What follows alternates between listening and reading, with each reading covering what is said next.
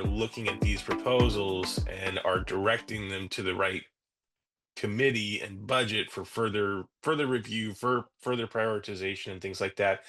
Um, but as as we've said a lot of times, where we're trying to build things as we're going, um, I can absolutely appreciate, funding tracks is probably one of the big things that we're missing as of right now. And I think we all take that as healthy feedback. That I don't think that's pointed at any one particular individual or group even. So it's something that I, as much as I can't give you an update on right now, it's one of the things that I know I've already had conversations with Lloyd. I've had conversations with multiple committee members across different committees, and I'm working on some different ways in which we can get that out there, get that socialized, and give you all the control that you're looking for as well to find out where you should be submitting those things. So just wanted to add that nugget, if you will. Thanks, Tex. And yeah, it's kind of cool because that's actually exactly we said it this way the other day. Some people, it's like, am I too late to submit a proposal? It's like, no, actually, you're a little too early.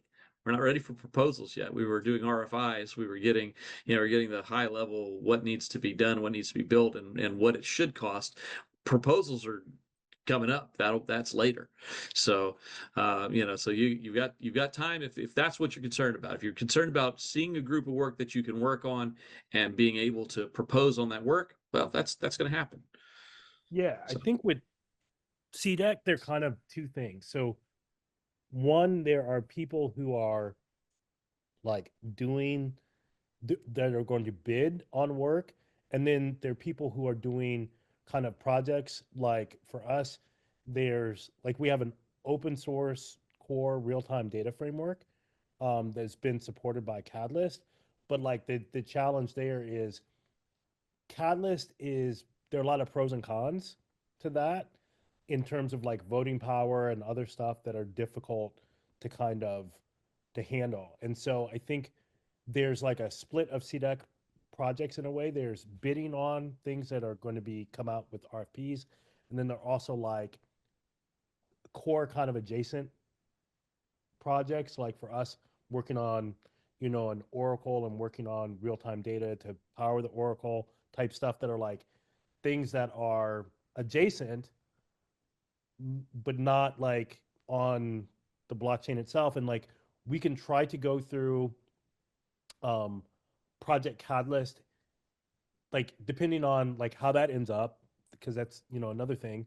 Um, but there's always the challenge in that the voting power is always changing, how you do stuff is always changing, and that's potentially very difficult and very uncertain. Um, and I think it's like Charles was saying, it's like there's only a certain amount of uncertainty you can deal with absolutely. in terms of building the thing. So I think that's kind of the split with some of the CDEC things and some of the things that are going into TSC. And when Tex was talking about that other kind of tooling area, it's that like for us, some of the things that we're working on like are open and like meet that kind of criteria. And it's just that like um where do you put things in a way? And like and so that's kind of a lot of the things that CDAC was trying to do is figure out, okay, well, where are the homes for some of these things?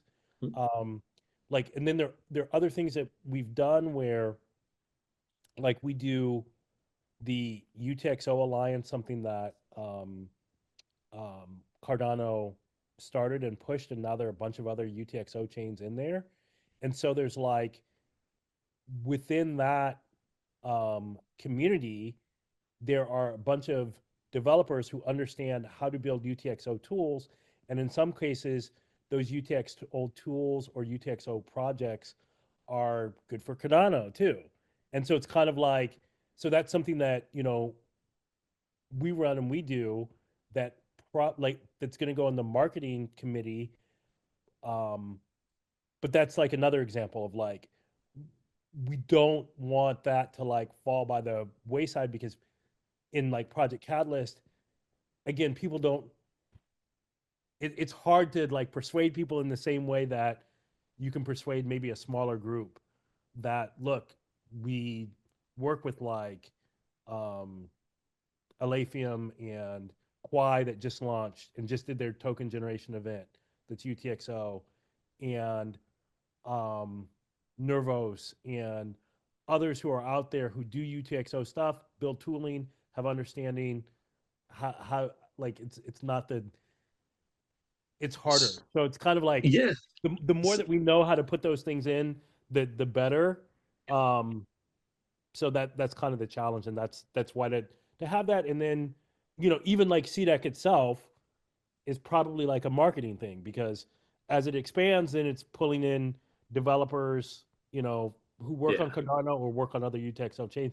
And again, it's like putting that in Project Catalyst, people may not see it in the same way that they would see it in like, Intersect. the And that's, project. so here's let me talk about Intersect as an incubator for a moment here.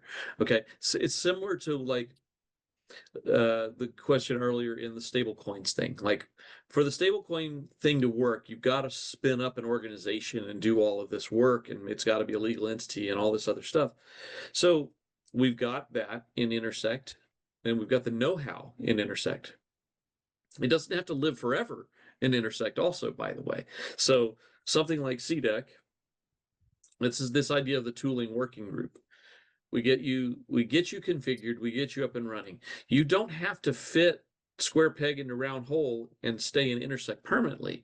But if we get you built up to something that's useful and mature and able to stand on its own, stand on your own, right? Still use Intersect if operational services is cheaper than what you can do on your own because of economies of scale. Great, go for it. Be your own independent body. Use Intersect where it makes sense, right? That's a perfectly valid Cardano way to go about this, right? We're not going to be Intersect won't be the perfect fit for everybody for everything. It's not.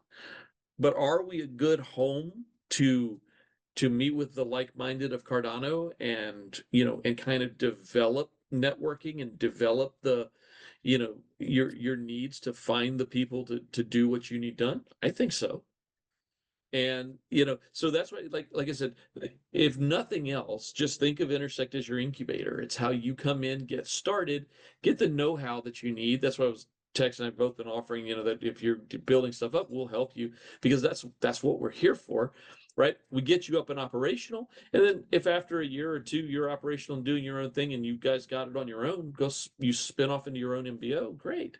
We've always talked about a network of MBOs within Cardano. So if Intersect is a natural home for you to gather and start, and then you build something that's lasting on your own, that's wins. That's wins all around, wins for everybody. So Yeah, I was just thinking of something, Lloyd, and I know we're budget focused, but I still think it's relevant. Want to bring this up in terms of, I think one of the things that we're maybe as a community missing from a value perspective is the value of feedback, and how much work we still have to do because we're pushing so hard to get all of this out. And don't take what I'm saying the wrong way. Obviously, these sessions are a really, really great help to help build what the process is going to look like the next time around. But um, there's still much more that we'll need to do. There's still going to be a whole feedback for how operational services worked, and it's not just were they kind to you. No, yeah. did you have an issue in that process, kind of thing. And again, we're pushing these things so fast at the direction of the community, but we're also going to have to take your feedback. Um, so I'm just putting it out there as an understanding that says, hey, there is going to be more work for us to do. And I'm a big, I guess, maybe community approach kind of guy, and I've categorized this as volunteerism in a number of ways. But my point with that is just say, as willing as you are to ask us to do one thing or another, let's also be willing to bring this back when we do have those proper feedback mechanisms, and then look at that as a way that's going to be some hopefully intrinsic value for each of you as well. So I don't know if that's out of place. I'm just throwing Not it at out there. all, It's man. what I was hearing. Yeah, I mean, I think that's happened a couple times with a couple different things in Intersect already. I think a couple of ideas have floated up. They didn't necessarily have what they needed and kind of fizzled off because they didn't hit at the right time, right place. You might have had a little interest, but not enough, or the feedback was, hey, you might not have thought of this other thing over here. Maybe you should consider that. So I know with CDEC, I think the one big thing for that makes it a struggle for Intersect is that everything we're doing follows this RFI, RFP style process. And in some cases, I know not everything in CDEC, but in some cases in CDEC, it's, hey, we are doing this work and we'd like to receive some funding for the work we're doing, right? We have an oracle and we'd like to make that oracle available to the community. And if, Treasury funds pay these costs of the oracle, then it's free to the community to use. That's a public good. It's a public utility, right? So that's a legitimate use case. But again, it's one of those things where if it's a straight Intersect play, it would be, well, we need a public utility and we're willing to spend this much money on it. People bid for it. And I mean, it could be that there could be 2 or 3 bids for it, and we could accept 2 or 3 bids for it, maybe. Like that is a possibility. And that's one way we could do it that fits better in our model. But I know that a lot of this is hey, we've built this tool and we'd like to take this tool and make it more available to the community without them having to pay for it. And again, that's a public good, that's a public utility type of play. That's a very valid play to attempt to get funding. I can't say that the DReps approve it, but I can say that it's a completely valid method of asking for funding. And so is the one of just asking for compensation for previous work. Like we've seen, I know Catalyst has something in their next funds that's going to do some retroactive funding. So that's a possibility as well, that it could be, hey, we developed this cool tool. Would you give us a little cash because so many people in the Cardano community use it and rely on it, and then we can build this next cool thing if we get some cash from this thing. Awesome, here you go. That's again, perfectly valid way to ask for funding from the Treasury. It's not up to me if the DReps approve it or not, but it's a perfectly valid way of asking for funds. So you guys just, I guess that's feedback that CDEC's not wrong. I don't know the appetite for it yet, just because I'm looking at like even things that we felt were like, wow, that's super important, we better fund that, and we're getting the community feedback that goes, that's a waste, don't do that. We got to live with that feedback, right? We can argue persuasively that we believe that it's still important, and here are the reasons why. And we may change minds and we may not. But those things that we feel are important are in jeopardy right now because some members of the community think that it's wasteful, right? Because their vision of what Cardano should be is different than what our vision of Cardano should be. That's what this resource allocation process is all about. So just stuff to look forward to. So yeah, absolutely, Tex, that was definitely on point with what we're doing. It's a part of it. That feedback cycle is absolutely part of it. It affects the budget just like all the other elements of everything that we do. Yeah, I would go so far as to say, and this is getting off of process, but it's recognizing the fact that process is rooted in context, and our context is we now have constitutionally enabled institutions that can deliver a public good, and that's constitutional at this point. And the feedback loop, the big one, comes back in the form of values. It comes back in the form of people saying my needs have been met, I'm doing good things, I fit somewhere, I belong somewhere, I have a citizenship of a type. And we don't know what that looks like. That's so new. There's a lot to be said for not letting context drop out of these conversations and understand that there needs to be an appreciation for even like I was struck by what Tex was saying when I was thinking, we've got CDEC, is that what it's called? Yeah, okay. I got CSEC in my mind from playing Mass Effect last month. So CDEC, so you've got like an institution that will be able to accomplish multiple things in an elegant way. Because like a question I had, like a long-term process question I had, I don't think we can answer it now because in a way you have to get out on the trapeze to answer this, but it's about the redundancy of funding. It's about duplication of funding and things like that. And I feel like that needs to be maybe caught in an audit like if you try to plan to catch all of that, and you just won't fund if there's even a chance it'll happen, I think you're going to have a very hard time funding things. So get out on the trapeze, get that information, get that real live feedback, and come back to the process and say, okay, where can we do things to fix areas where we think that something is getting out of scope. Petty areas, maybe not so important, but sometimes you're going to be encouraging that kind of stuff to happen. So you want to look at process for that. And I think to myself, well, the same institutions that maybe could help you think about redundancy are also the same institutions that we have with like CDEC, where they're actually thinking about collaboration. Like, how do we get people working on the same thing together?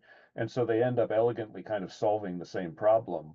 And so how does that information come out? I don't know, but I think that's a fascinating way to kind of honor the complexity of our system and recognize, like, for example, redundancy isn't a bad thing. If you get redundant funding, that means maybe two ways to get something done. Maybe that gives you choices, or maybe that gives you plurality or something.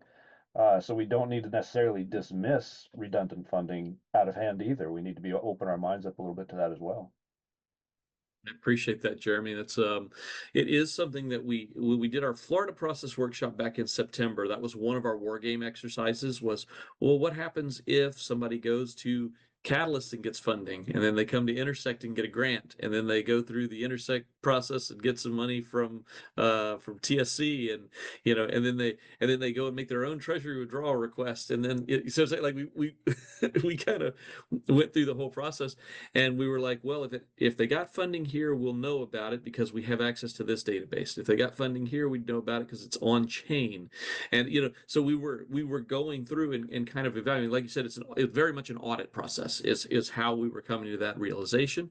And a lot of times it's going to be, hey, don't come back for more funding because you got so much funding. Yeah, I mean, Like, you were really good at getting funding. That was awesome. Good that, luck. Get your work done, but don't come back for more.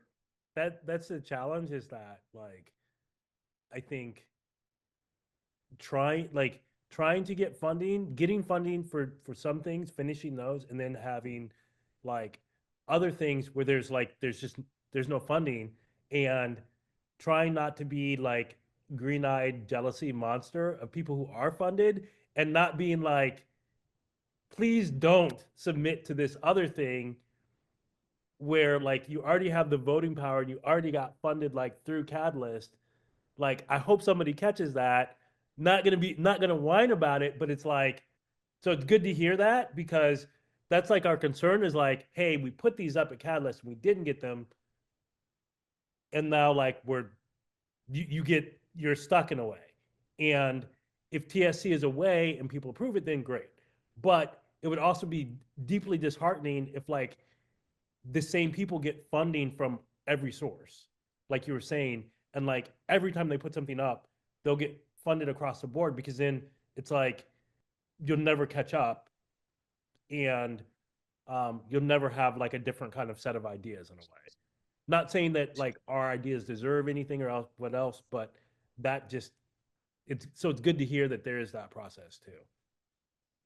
I've got a really terrible way of putting this, but I'm apologizing because of how it's going to sound. But if you end up reaching out to me and we have a conversation, because I've had a few conversations about projects and funding and things like that, I've found a lot of the same things, and I'm not afraid to point this out either. There are a number of projects that are pretty similar, or another number of you know tools or anything. I mean, take your pick. Um, and some are like, well, I've tried and I didn't get funding. Okay, well, and somebody else is always getting funding. Have you tried partnering with them? That's going to be my first thing there. And a lot of people like to shy away from that word, or seem to be have a disposition towards it, is probably what I would say.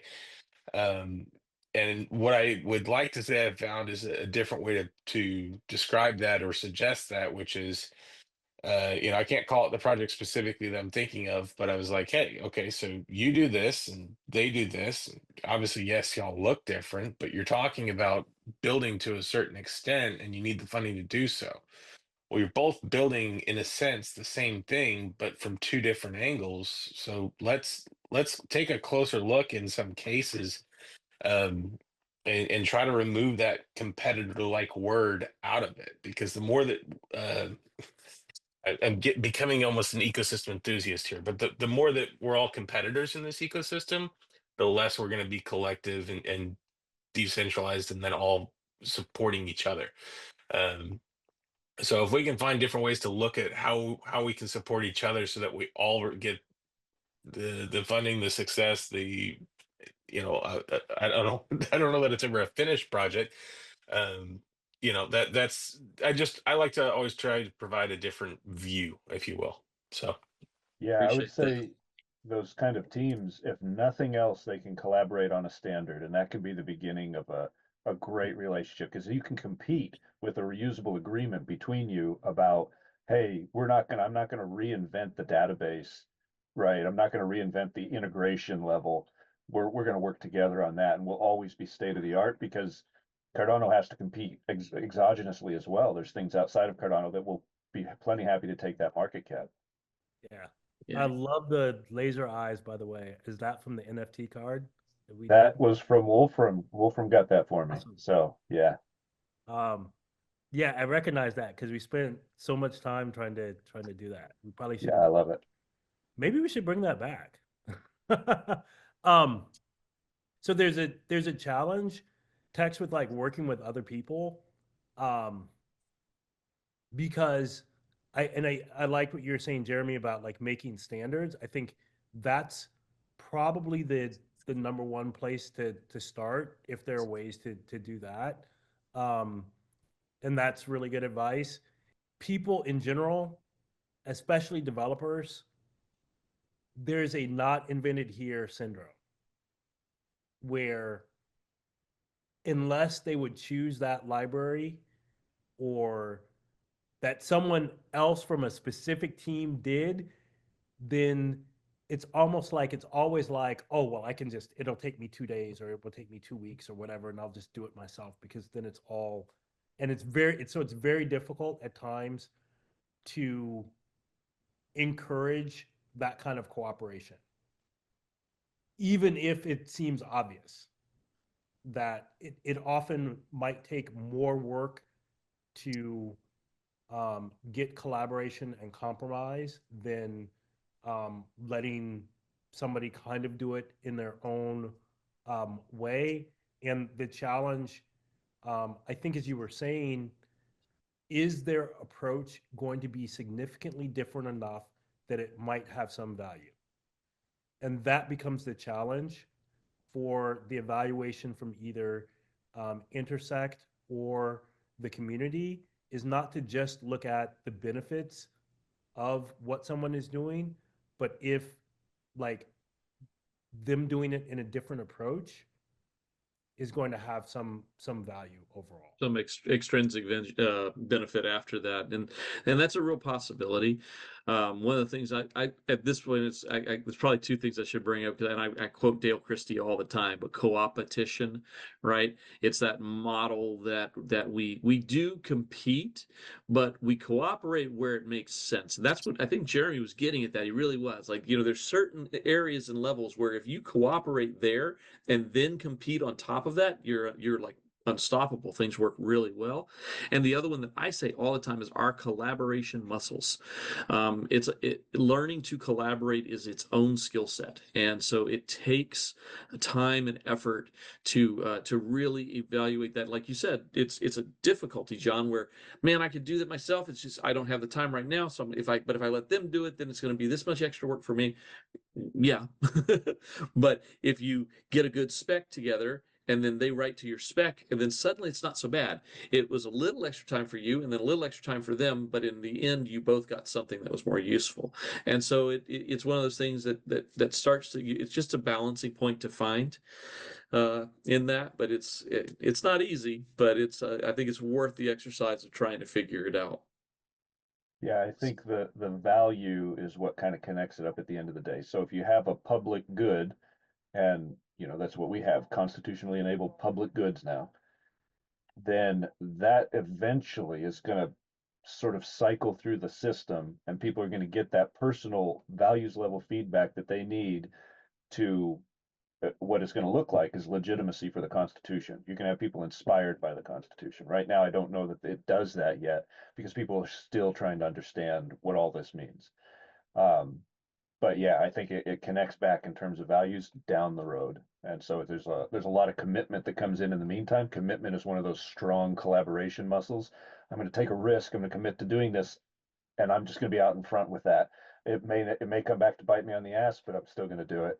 And then that start building those little grains of trust. Those little grains of trust stack up, and pretty soon you got something great going on. So I think I'm looking at the time on that note, unless there's other questions today. I think that was actually a really great place to start bringing this to a close. So, but I've got a couple minutes if anybody has any other questions on the budget or budget processes. But otherwise, we're going to call it a day, guys.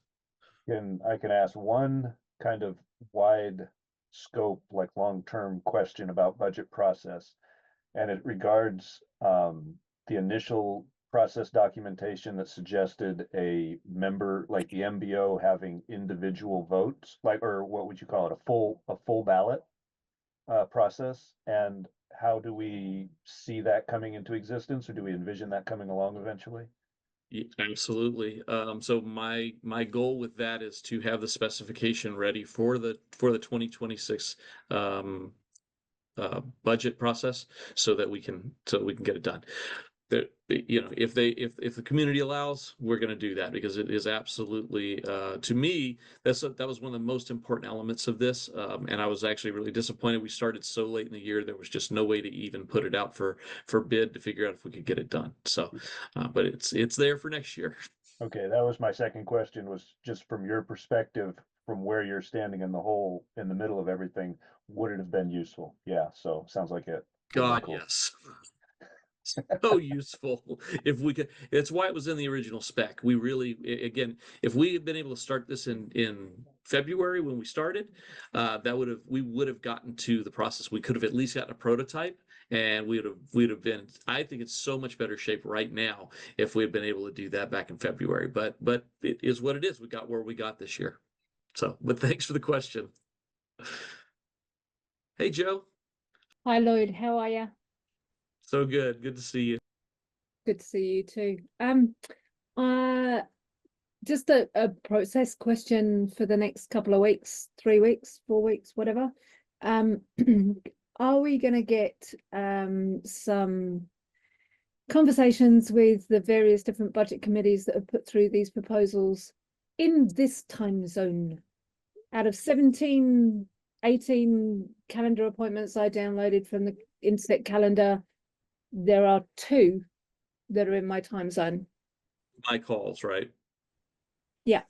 Yeah. And I appreciate that you are making the effort to be here, but I would love for our community to be able to speak to the MCC, to the technical steering committee, the open source committee, in this time zone, because then I can promote it in this time zone, because there are questions that we just don't get answered async. With you, and the answer is yes. Thankfully, Tex is here today from OSC, and so we do have one. But Tex, he's like me. He's like he's a soldier trying to show up at every show. We try to be at every one of these and get it all done. But yes, Joe, we've asked them to schedule with us at these times specifically, so that we can have representatives at as many of these calls as possible. So please do, if you see a call that you especially need somebody at, let me know who you need, and I'm going to do my best. I'll get a volunteer from one of those committees to be there. Well, they're apart from this call, and there's one that appears on my Sunday here, there are no other calls in my time zone. Everything is 3, 4, 2 o'clock in the morning. And I'm scheduling more for June. Not June. I'm sorry. I apologize. March. I don't know where June came from, other than that's when we start 26's process. But in March, we're scheduling more calls, and because that's our prime time to get the rest of the budget information down. So the next couple of weeks there will be. I have actually asked for the calendar to be filled. It's not filled yet. It is only the 20th, so they got 8 days left. But you know, I'm in the next couple of days, I expect the calendar in March to be filled, and there will be what I call evening time, but I know that's your early day. So we'll try to have as many of them as we can, because yeah, I'm committed to it, and I know there's other members in Intersect that are committed to it as well. So we will get calls in your time zone so that you can participate. Thanks. Great. If there are no further questions, all right. Your attention is your most precious resource. I appreciate you so much for sharing it with me today. Your attention put on these issues is making Cardano a better place. So thank you all for your time today, and see you next time.